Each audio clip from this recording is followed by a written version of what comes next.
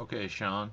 I really like your videos and I respect your opinion, but in this case, I'm going to have to disagree with you simply because I know it seems like a soap opera. I know our political system seems like a cheesy drama that is mostly just like a dog and pony show. However, um,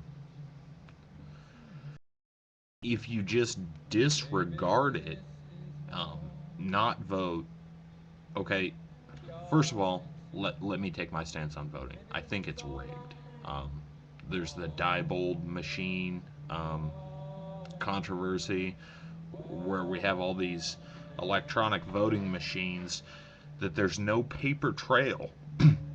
And according to what I've read, I don't know if it's entirely accurate, there's back doors in the systems to these electronic voting machines um, that could be possibly exploited, and there's no way of knowing if they have or haven't been. And somebody could have already rigged shit. You know, I I'm kind of anti technology when it comes to voting. I want a paper trail. I want I want to get involved. I want to count ballots, whatever I need to do. Simply because, yeah, we have a lot of dirtbags in office, and I think most of them are hypocrites. I think many of them probably have been bribed in one manner or another. However, when it comes to the sole remaining superpower, which is the United States, at least until China kind of, well, China's on its way to becoming our main competitor.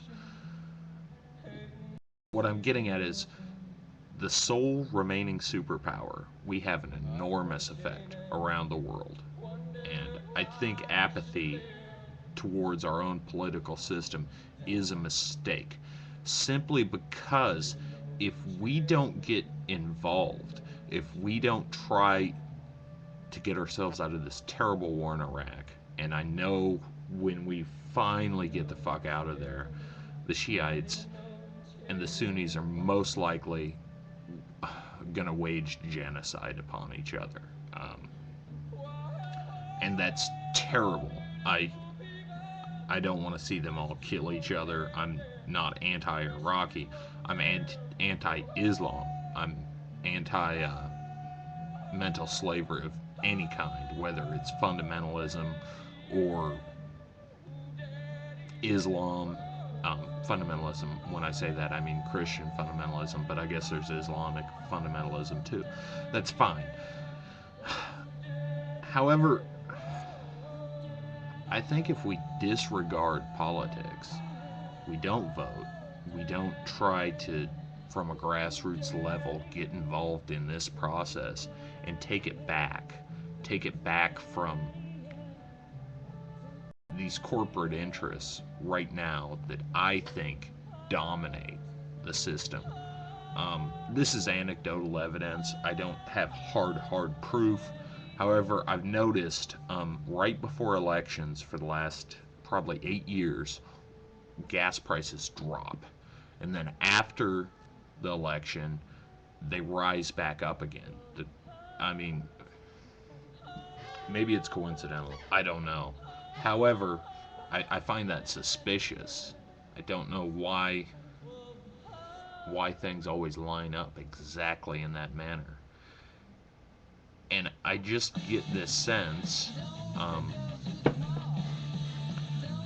think I can't prove it, but I think, and I get this sense that we're being manipulated, and it pisses me off. Um,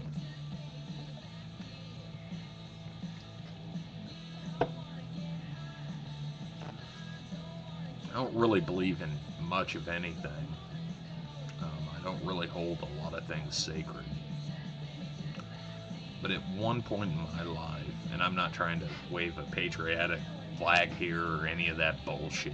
I'm just saying at one point in my life, I swore to uphold and defend the Constitution of the United States against all enemies, foreign and domestic. And right now, I see as many enemies on the domestic side as the foreign side. And when I say that, I'm talking about politicians in Washington, D.C. in general. You were talking about studying rights and politics. Well, I went to college. I studied these rights we have in theory. However, I've noticed, especially over the last 10, 15, 20 years, that we keep reinterpreting our rights and our freedoms. And the government is getting stronger and individual liberties are getting equal. Individual liberties are definitely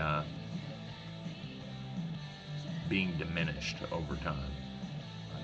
I could ramble on about this subject all night, and anyways, on this one point, Sean, we're gonna have to disagree. However, I do see what you're saying, and Rush Limbaugh is a fucking douchebag. Okay, let me go on about him for just 1 second, and then I'm gonna end this. Rush Limbaugh was addicted to Oxycontin. Okay, I guess he had back problems or whatever. He was taking this Oxycontin, and it, one of the side effects of taking it over a long, extended duration is you start to go deaf. He started to go deaf. He almost lost his show, and then he gets busted. He fucking rolls over on his maid, who was good enough to get the shit for him. I mean, just a piece of shit, narked her out. Oh, throw it on the illegal Mexican immigrant laborer. Because that's the outstanding, type of person he is. What a scumbag.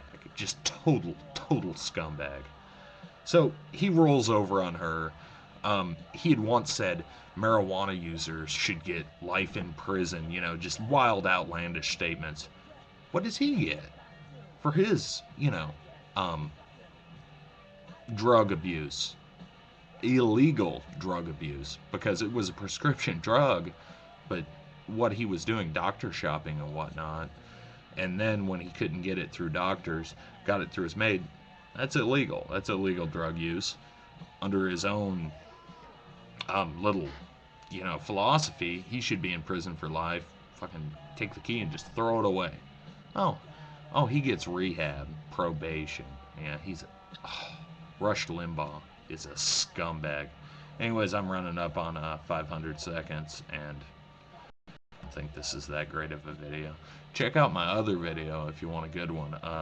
It was the Amazing Randy, exposed a faith healer. So